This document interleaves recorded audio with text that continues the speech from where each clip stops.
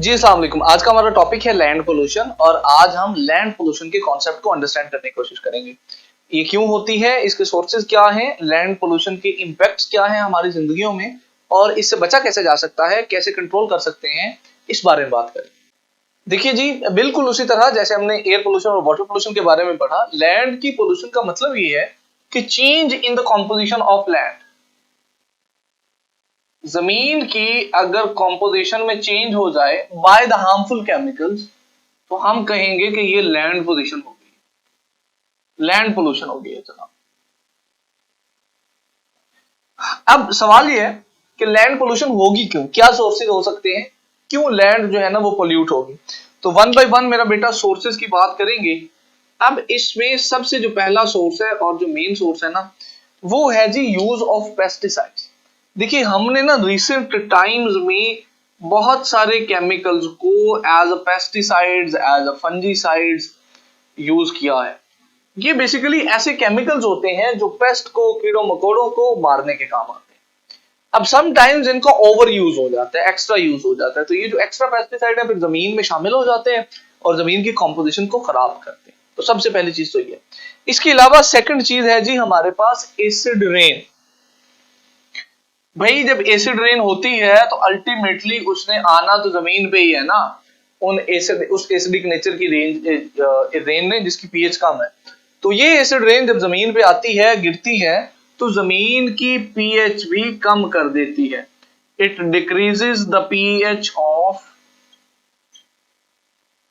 अर्थ as well, जमीन की pH भी कम हो जाती है। अच्छा, इसके अलावा लैंड पोल्यूशन की एक बहुत बड़ी वजह, आप में से जो लोग गांव में होंगे वो इसको बहुत अच्छा अंडरस्टैंड करेंगे, शहर वाले भी अभी खैर करेंगे, बिकॉज शहर में भी अभी अब जो है ना वही हालात होते हैं। भाई हाउस होल्ड गार्बेज, ये एक और बहुत बड़ी वजह लोगों में, पाकिस्तान में आज अब ये बहुत बड़ा एक अलमिया कह लीजिए, जो मर्जी कहिए, कि लोग अपने घर को तो ऐसे तैसे करके साफ कर लेंगे। खैर बहुत सारे लोग तो ऐसे भी होते हैं जिनको घर भी साफ करने की तौफीक नहीं होती। एनीवेज, लोग अपने घरों को तो साफ कर लेंगे, बट उनको इतनी तौफीक नहीं होती कि उस गार्बेज को प्रॉपरली डिस्पोज ऑफ कर सके। वो बाहर जमीन के ऊपर खुला फेंक देंगे या कहीं ना कहीं जहां गंदगी का ढेर होगा वहां जाके फेंक देंगे। तो को प्रॉपर डिस्पोजेबल डिस्पोज सिस्टम नहीं है हाउस होल्ड गार्बेज के लिए, तो इस वजह से वो सारे का सारा गार्बेज जमीन पे बाहर लैंड पे जाता है और लैंड पोल्यूट हो जाती है। इसके अलावा जो हमारे प्लास्टिक बैग्स हैं, पॉलीथीन के बैग्स जो है, ये एक ऐसी चीज है बेटा जो डिग्रेड नहीं होते, जो डिग्रेडेबल होते ही नहीं है। तो एक बार आपने एक बैग यूज किया, उसको फेंक दिया जमीन पे, वो जो मर्जी हो जाए, दुनिया इधर की उधर हो जाएगी, वो इतनी जल्दी बायो डिग्रेड नहीं होता और वो फिर पोल्यूशन कॉज करता रहता है, पोल्यूशन का हिस्सा बनता रहता है। इसके अलावा इंडस्ट्री का भी रोल है डेफिनेटली पोल्यूशन के अंदर, और बहुत ज्यादा इंडस्ट्रियल प्रोडक्ट्स ऐसी हैं जिनकी वजह से लैंड पोल्यूशन होती है। फॉर एग्जाम्पल, अगर कोई प्रोडक्ट बनाई है इंडस्ट्री ने और वो एक्सपायर होगी तो वो जमीन पे फेंक देंगे।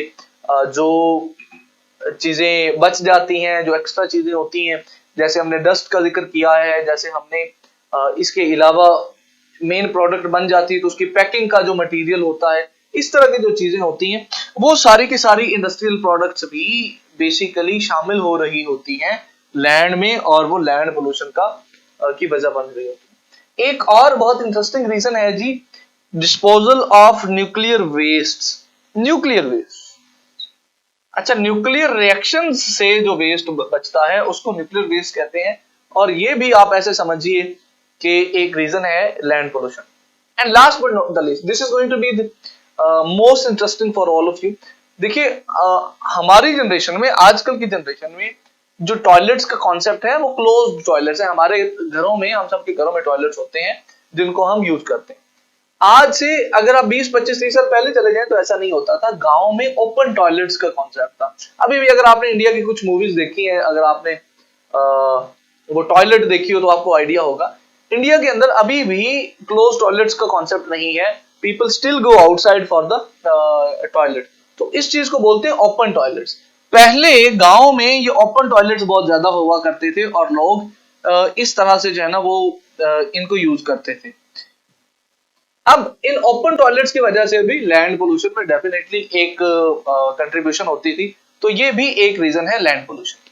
तो ये है जी वो सारे के सारे सोर्सेज जिनके थ्रू एयर जो लैंड पोल्यूशन है वो बेसिकली होती है।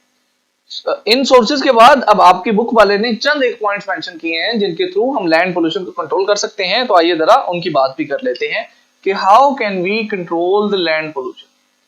अब उसमें सबसे पहली चीज जो है बेटा वो है जी आपके नॉन बायोडिग्रेडेबल मटेरियल के बारे में। वो मटेरियल जो नॉन बायोडिग्रेडेबल है उसकी जगह हम ह्यूमंस को we have to use biodegradable material. सबसे पहली चीज तो ये है कि यूज करें जी हम biodegradable material. For example plastic है तो उसका यूज कम से कम करें। एक चीज तो ये हो सकती है।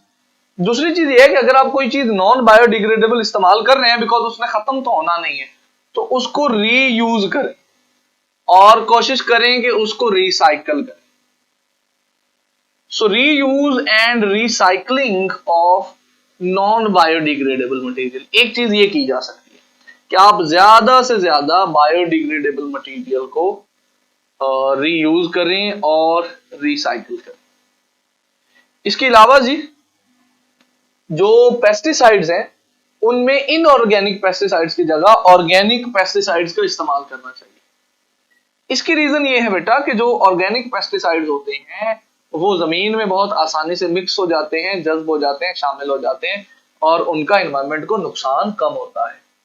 लास्टली एक और भी तरीकाकार है that is mentioned in our book जिसको हमें पढ़ना जरूरी है और वो है जी सेफ डिस्पोजल